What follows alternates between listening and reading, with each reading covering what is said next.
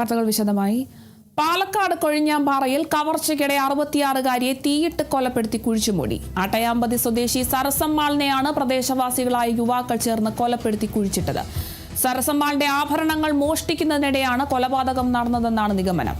കഴിഞ്ഞ മാസം 10-നാണ് സരസമ്മാളിനെ കാണാതാകുന്നത്.